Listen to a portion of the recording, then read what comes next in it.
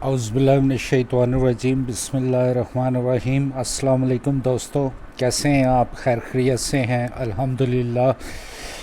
दोस्तों, आज हम बैटरी बैकअप टाइम के बारे में कुछ मालूमात के मुतल्लिक डिस्कस करेंगे कि बैटरी बैकअप टाइम को कैलकुलेट करने का क्या तरीका है।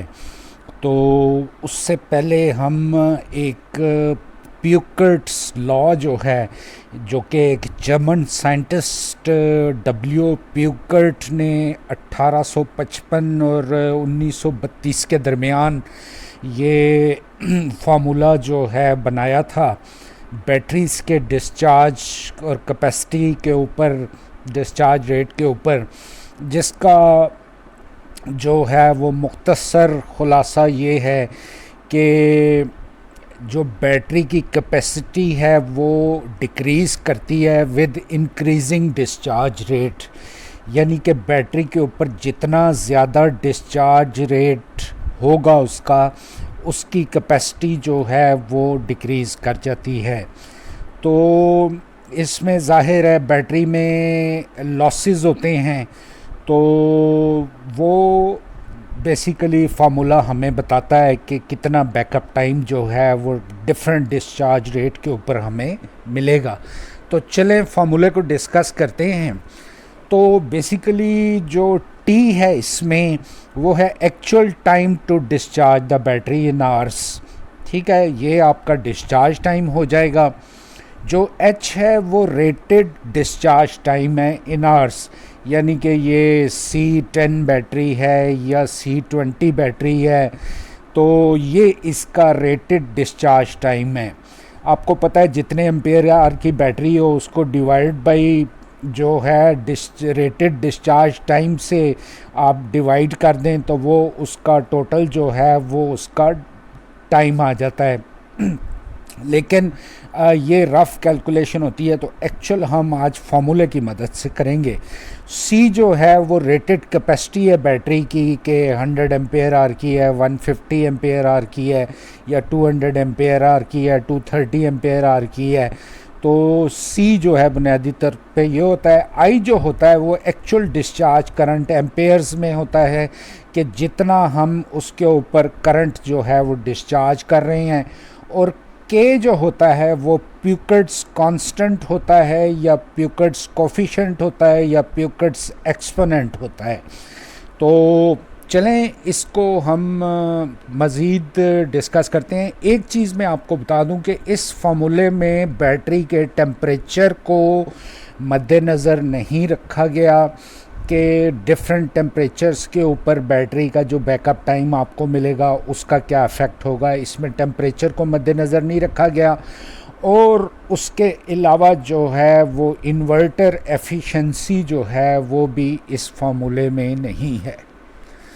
अब मुख्तसरन यही हो गया कि जैसे ही डिस्चार्ज रेट इंक्रीज़ होगा तो बैटरी कैपेसिटी जो है वो डिक्रीज़ हो जाएगी।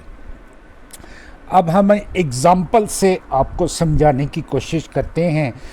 फॉर एग्ज़ाम्पल हमारे पास एक रेटेड कैपेसिटी जिस बैटरी है जिसकी रेटेड कैपेसिटी 100 एम्पेयर आवर है, यानी कि सी उसका 100 एम्पेयर आवर है, और उसका जो रेटेड डिस्चार्ज रेट है वो 20 आवर्स है, यानी कि C20 बैटरी है।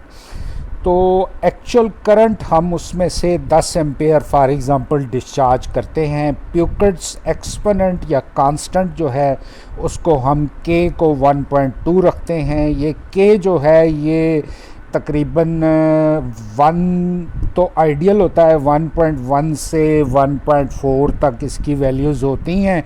और लेड एसिड बैटरीज़ के लिए ये होता है, लिथियम बैटरीज़ के लिए ये फार्मूला नहीं है। तो के की वैल्यू 1.2 हम रखते हैं, एक जेनरिक वैल्यू।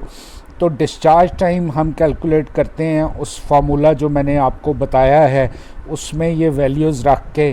तो ये अगर आप वैल्यू कैलकुलेट करें तो जो टाइम आता है वो 8.7 आवर्स आता है।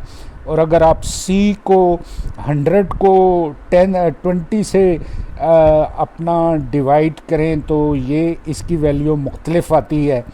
तो ये 10 एम्पेयर से, सॉरी 100 को 10 एम्पेयर से डिस्चार्ज करें तो वो वैल्यू 10 आवर्स आती है, लेकिन एक्चुअल में आपको वैल्यू 10 एम्पेयर पे जो है वो 8.7 आवर्स जो है वो मिलेगी। और ये जो लॉ है ये इंडिपेंडेंट ऑफ टेम्परेचर है, मैंने आपको बता दिया। और उसके अलावा जो है ये इन्वर्टर एफिशिएंसी भी इसमें काउंट नहीं होती। अब हम एक बैटरी की बात करते हैं, 230 एम्पेयर आवर की बैटरी, जिसमें जो C20 बैटरी है, और उसमें अगर हम 11.5 एम्पेयर आवर जो है वो डिस्चार्ज करें करंट, तो के अगर हमारा 1.2 हो तो डिस्चार्ज टाइम जो हमें मिलेगा वो 20 आवर्स पूरा मिलेगा। इसका मतलब है कि 230 एम्पेयर आवर की बैटरी जो कि C20 है, और अगर उसमें 11.5 एम्पेयर आप डिस्चार्ज करें तो वो 230 एम्पेयर आवर की बैटरी C20 बैटरी ही रहेगी, और उसकी कैपेसिटी भी 230 एम्पेयर आवर रहेगी।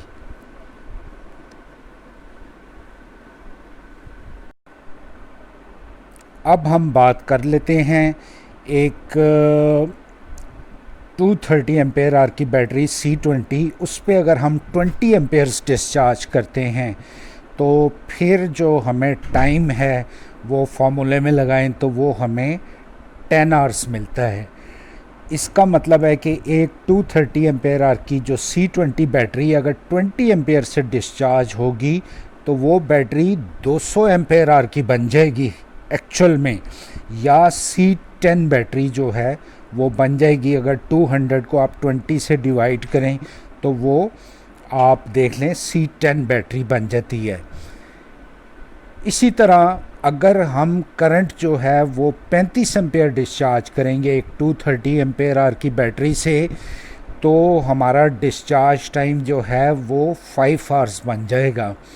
तो इसका मतलब ये हुआ कि एक C20 बैटरी 230 एम्पेयर आवर की अगर 20 एम्पेयर से डिस्चार्ज होगी तो वो 175 एम्पेयर आवर की बैटरी बन जाएगी, या C5 बैटरी बन जाएगी।